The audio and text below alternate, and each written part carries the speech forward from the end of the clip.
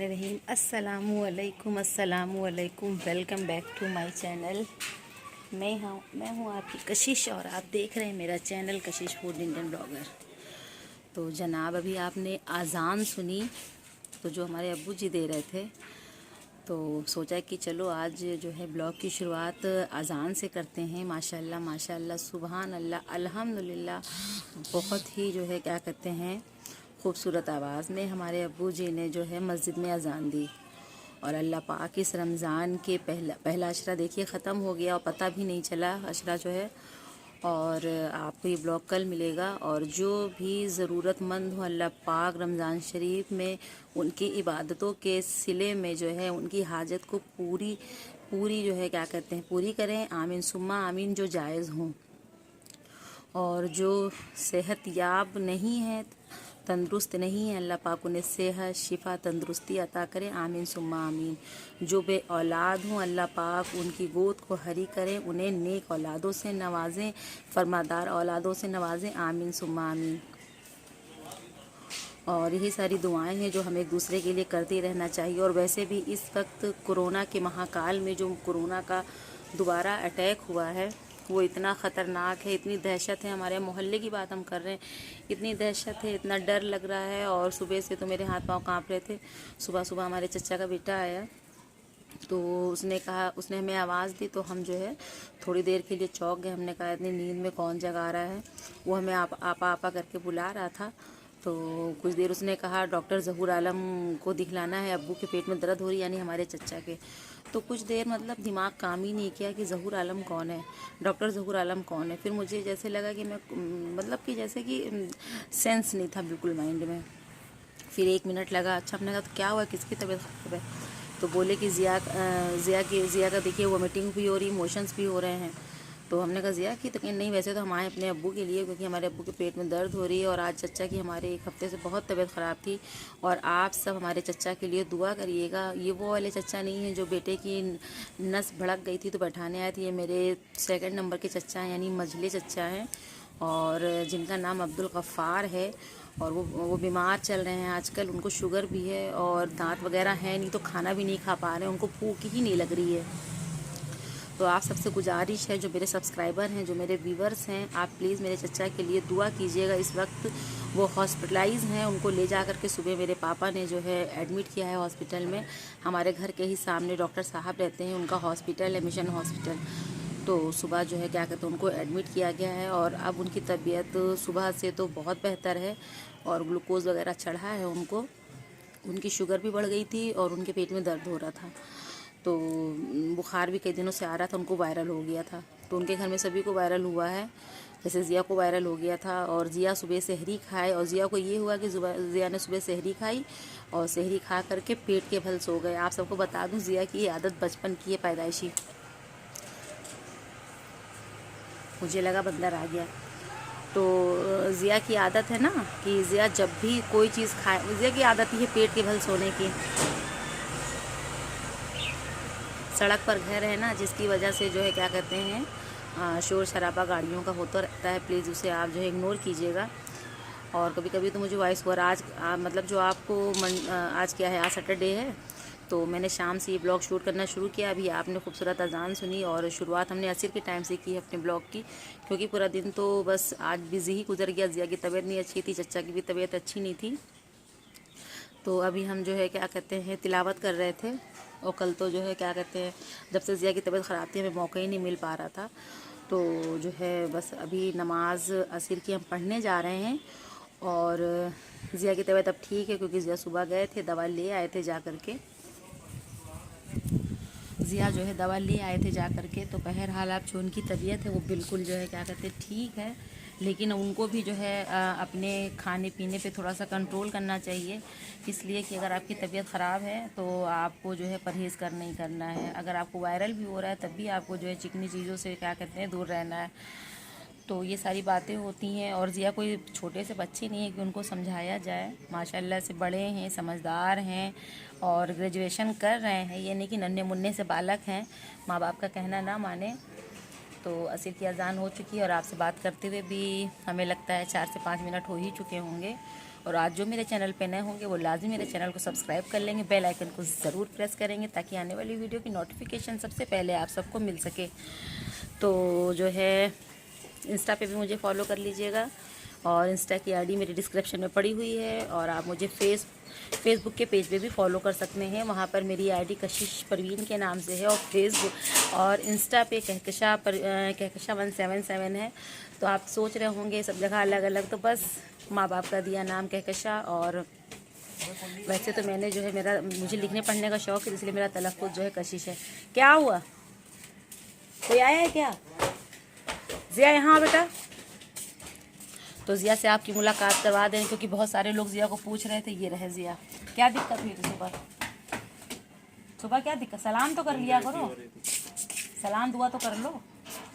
क्या हो रहा था? एंजाइटी हो रही थी, मोशन भी तो हो रहे थे, वोमिटिंग भी तो हो रही थी। क्यों हो रही थी? पेट के बल जो सो गए थे। तो आप कुछ कहना चाहेंगे? जो लोग सहरी खा के पेट के बल सो जाते हैं। तो चलिए फिर अभी नमाज के बाद आप सबसे जो है मुलाकात होगी इंशाल्लाह ताला। और आज जो है अफ्तारी में मटर जो है भिगोई थी, मटर बनेगी और जो है ब्रेड रोल्स बनाएंगे, उसकी रेसिपी हम आपके साथ लाजमी शेयर करेंगे। और बहुत अच्छी रेसिपी है, उसको आप जो है बनाइएगा ज़रूर अफ्तार में, आपको बहुत ही मज़े की लगने वाली है वो। नमाज नहीं पढ़ने गए जानू? फ़ौरन जाओ, टाइम हो गया है, जल्दी जाओ। जानू लटको मत रेलिंग पे, यहाँ हो तुम, पहले यहाँ हो। ये देखिए जा रहा है, ये नमाज़ पढ़ने से बहुत दिल चुराता है, तो इसको मैंने भेज दिया है और हम भी जा रहे हैं अब नमाज़ पढ़ने के लिए। तो चलिए फिर आप सबसे नमाज के बाद जो है असर की मुलाकात होगी और फिर अफ्तारी के अफ्तारी जब बना रहे होंगे। और यूँ ही ब्लॉग बने रहिएगा, इसकी बिल्कुल ही मत करिएगा। और ज़िया भी यहीं है, तो चलिए थोड़ी देर में मुलाकात होती है आपसे।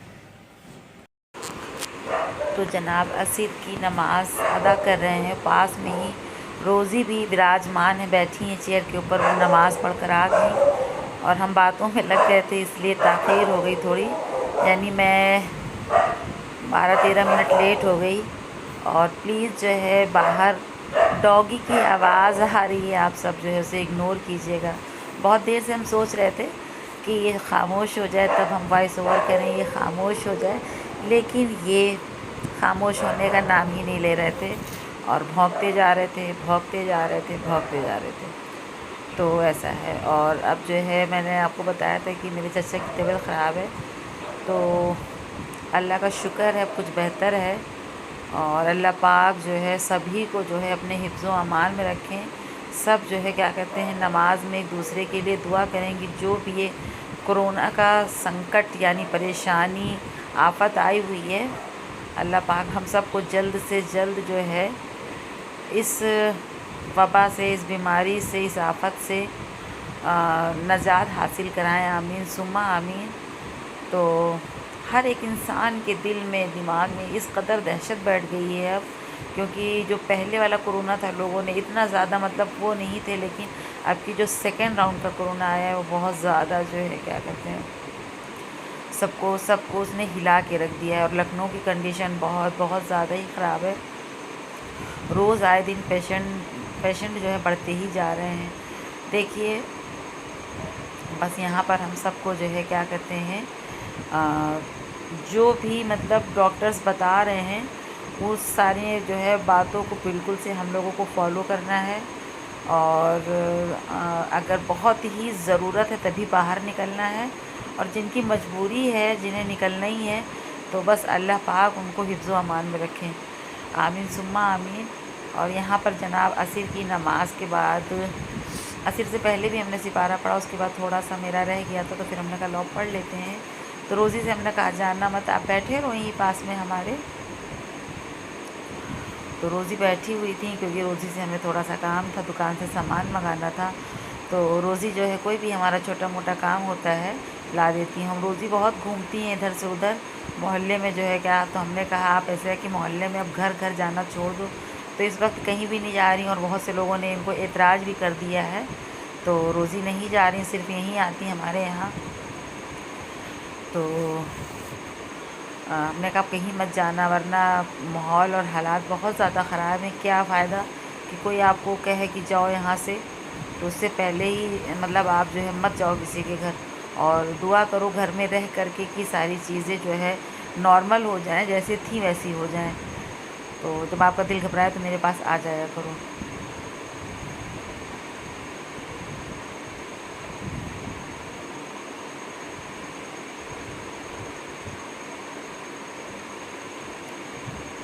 तो असर की नमाज़ के बाद जो है जिनसे सब्ज़ी लेते हैं वो भैया आ गए थे। और इनको मैंने कल कहा था भैया आप हमें कटहल ला देना। तो रोज़ी निकल कर बाहर आ गई तो हमें कहने लगी कटहल लाएँ। बहुत छोटा सा कटहल ये रोज़ी दिखला रही हैं। तो हमने कहा इतना छोटा सा हमें लेना ही नहीं। हमने इनसे भैया जी से बीज वाला कटहल मंगाया था, बड़ा कटहल। वो कहने लगे वो देखो। तो रोज़ी कह रही कहाँ है, यही तो कटहल। और रोज़ी बड़े कटहल में हाथ रखे थी और उसको देख ही नहीं रही थी। फिर हंसी आई। तो बस हमने आधा किलो ले लिया था। और आज रात में जो है यानी आज के दिन मतलब आपको ब्लॉग जो मिलेगा ये तो संडे में मिलेगा, यानी सैटरडे की रात में डिनर में हमारे यहाँ कटहल की सब्ज़ी बनी थी। तो चलिए आपको फटाफट से रेसिपी दे देते हैं जिसका ज़िक्र हमने अभी शुरुआत में किया था। तो यहाँ पर एक बहुत बड़ी गलती ये हो गई कि शाम का वक्त रोज़ी भी जो है क्या कहते हैं अपने घर चली गई थी। और ये जो ब्रेड थी यार मंगाया था, रोज़ी से ही मंगाया था। और ये ब्रेड इस कदर बासी थी कि मेरा इसने सारा काम ख़राब करके रख दिया। लेकिन आप मेरे बहुत ही समझदार और जुझारू और अक्लमंद, होशियार, सादतमंद व्यूवर्स हैं और समझ जाएंगे कि अगर ये रेसिपी को बनाना है तो ब्रेड ताज़ी ही लाना है और तभी बनाना है। और ये इतनी मज़े की होती है, लेकिन क्या बताएं कि ब्रेड ने धोखा दे दिया। और अक्सर जिनके यहाँ से ब्रेड आती है वहाँ ब्रेड बासी ही मिलती है। लेकिन अब जो है हम बेकरी से खुद ही मंगा लिया करेंगे अगर हम मुझे ऐसी कोई रेसिपी बनानी होगी तो ब्रेड के किनारे जो हैं उसे हमें काट लेना है। और इसके जो किनारे हैं बिल्कुल भी फेंकिएगा मत, ना ना ना। इसी का ब्रेड क्रम्स बना करके आप जो है बहुत अच्छी सी कोई रेसिपी बना सकते हैं। तो यहाँ पर आलू बॉयल्ड थे तो मेरी बहू जो है उसको कश कर रही है और हमने सारी ब्रेड्स को काट लिया है और फटाफट से। लेकिन यार बहुत अफसोस हुआ कि काश ताज़ी ब्रेड होती तो मज़ा ही आ जाता।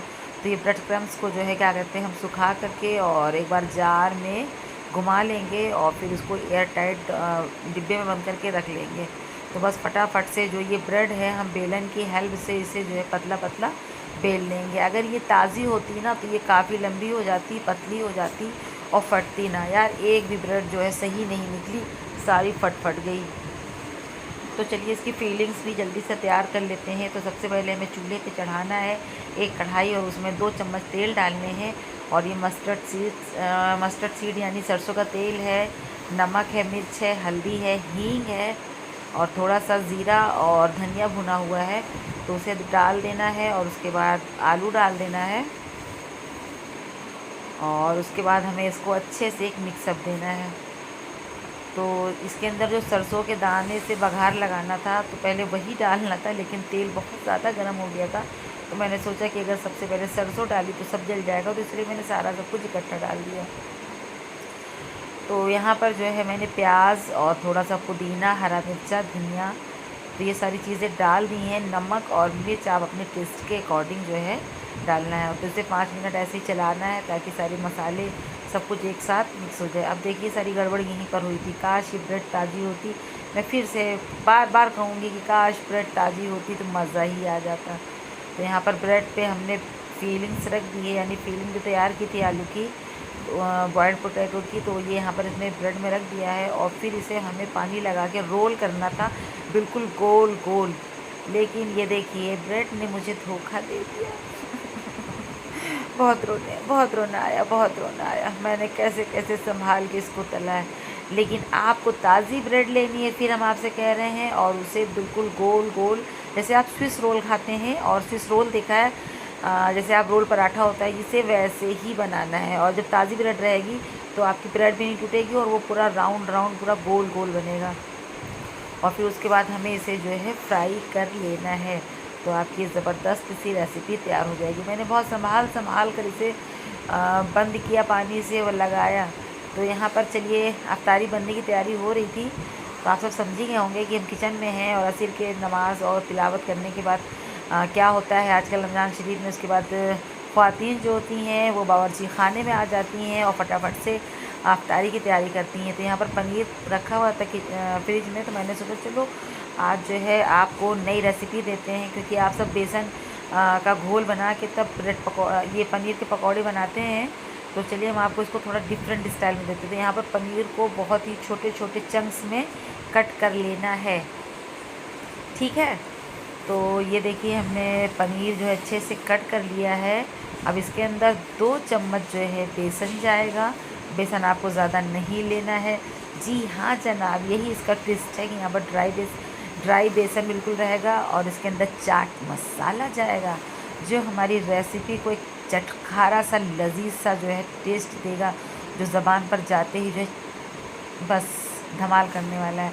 और इसके अंदर नमक जाएगा, अजवाइन डालना है और थोड़ा सा हल्दी पाउडर डालना है और मिर्ची डालनी है, और आधा चम्मच के करीब मैंने इसके अंदर धनिया पाउडर भी शामिल कर दिया था।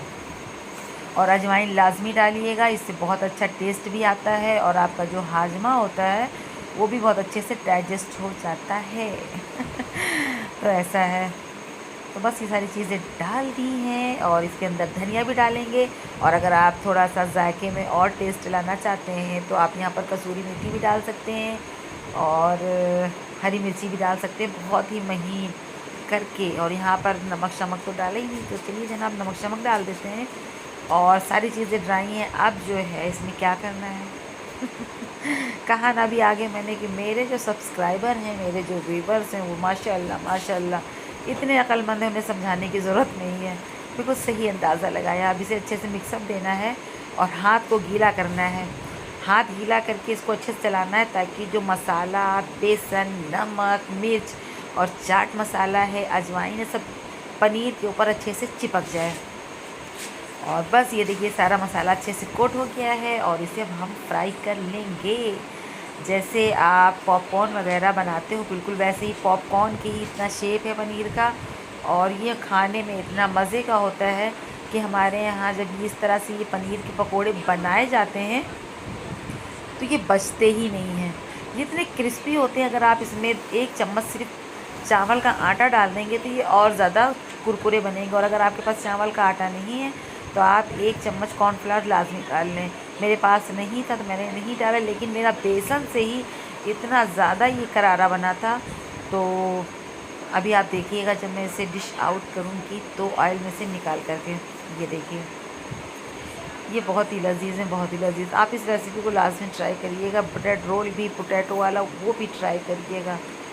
तो यहाँ पर जो है पनीर के पकोड़े जो हैं देखिए गोल्डन ब्राउन हो गए थे, उन्हें मैंने ऑयल से निकाल लिया है और अब जो थोड़ा सा बचा वो भी डाल दिया। तो यहाँ पर मटर खोला गया, लेकिन मटर गली नहीं थी, उसे फिर से जो है क्या कहते हैं सीटी दी जा रही है प्रेशर को। और ये पापड़ रखे हैं, कुछ पापड़ भी तले जाएंगे। मटर है आज अफ्तारी में मैंने क्या क्या बनाया है वो तो मैंने आपसे शेयर नहीं किया। मटर है और पनीर के पकोड़े हैं और ब्रेड पोटैटो रोल है और कुछ पापड़ वगैरह हैं, कुछ फ्रूट्स हैं, वो भी आपको आगे देखने को मिलेगी पूरी अफ्तारी। तो बस यहाँ पर हमने गैस जो है बंद कर दी थी क्योंकि ऑयल ऑलरेडी जो है अच्छा खासा गर्म था। और वैसे भी ये वाले पापड़ इतने नाजुक होते हैं, पापड़ तो सारे ही नाजुक होते हैं, तो तेल इतना ज़्यादा गर्म था कि बस हमने चूल्हा जो है ऑफ़ कर दिया था और तेल जब तक गर्म रहा मैंने फटाफट से सारे पापड़ जो है तल के निकाल लिए। तो देखिए यहाँ पर कितनी अच्छी टिप भी मैंने बता दी है आपको कि आप जो है गैस भी बचा सकते हैं और जो है आपका काम भी आराम से हो जाता है। तो इस टिप को, इस ट्रिक को लाजमी फॉलो करके देखिएगा आप।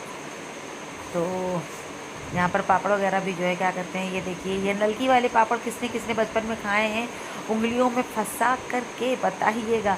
जब हम छोटे थे, हमारे भाई बहन और भी लोग जो भी छोटे थे, कई लोगों ने इन फुकनी वाले नलकी वाले पापड़ जो है ख़रीदे होंगे, उंगलियों में फंसाया होगा और खाया होगा। कमेंट सेक्शन में लाजमी बताइएगा। और आप सबके रोज़े कैसे जा रहे हैं वो भी बताइएगा, आपके यहाँ का मौसम कैसा है वो भी बताइएगा। और यार कोरोना काल तो अभी देखिए फिर से लौट आया, तो प्लीज़ आप सब बहुत एहतियात करिएगा, घर में रहिएगा और अपना बहुत सारा ख्याल रखिएगा। तो पापड़ वगैरह तल गया। यहाँ पर जिया आ गए थे, शरारत कर रहे थे, तो उनको हमने बहुत डांटा, उन्होंने मेरा कैमरा जो है आगे पीछे कर दिया। अब जनाब जो है सारी तलने वाला जितना भी काम था, फ्राई होने वाला, वो हो गया है। और अफ्तारी में तरबूज ना लगे ऐसा कैसे हो सकता है यार। आजकल तो वैसे भी तरबूज इतने मीठे और इतने लाल और इतने मज़े के आए हुए हैं और मुझे इनके ऊपर काला नमक डालकर खाना बहुत ज़्यादा पसंद है। आप तरबूज कैसे खाते हैं आप बताइएगा मुझे। कुछ लोग इसके ऊपर चाट मसाला छिड़क लेते हैं, कुछ लोग इसके ऊपर काला नमक डाल लेते हैं। तो अफ्तारी की तैयारी होती जा रही है और किचन में लगाते जा रहे हैं हम निकाल कर। और पनीर के पकौड़ों के साथ मैंने पुदीने और आम की चटनी रखी है और आप टोमेटो सॉस से भी इसको एंजॉय कर सकते हैं। तो बस अब इसके ऊपर थोड़ा सा पड़ रहा है काला नमक। तो जो तरबूज की आन बान शान और जायके में जो है क्या कहते हैं, बहुत ही जायके को जो है दुबाला कर देगा। तो बस सारी अफ्तारी बन चुकी है, सिर्फ मटर की कसर है। अब मटर में जो है 2 से 3 सीटी आ गई है, तो मटर हमारी फ़िलहाल जो है डन है, गल चुकी है। तो इसे भी हम फटाफट से डिश आउट कर लेंगे। और इसको हमने नमक और हल्दी और खटाई और डाल करके हरी मिर्च डालकर चढ़ा दिया था और इसके ऊपर से ज़ीरा और धनिया, सूखे मिर्चे का भुना हुआ मसाला जो पीस के रखा हुआ है वो डाल दिया, प्याज डाल दी, हरा धनिया डाल दिया है और साथ में हरी मिर्चें भी काट के डाल दी हैं। तो ये रही हमारे मटर चाट का फाइनल लुक। और आप इसके ऊपर पापड़ी भी तोड़ कर डाल सकते हैं। और हम लोग तो मटर इस तरह से खाते हैं जैसे चाट की तरीके से, ठीक है। तो बस यहीं तक की था मेरा आज का ब्लॉग। कैसा लगा बताइएगा ज़रूर और दुआ में याद रखिएगा। मिलते हैं इंशाल्लाह ताला आपसे नेक्स्ट ब्लॉग में। अल्लाह हाफिज़।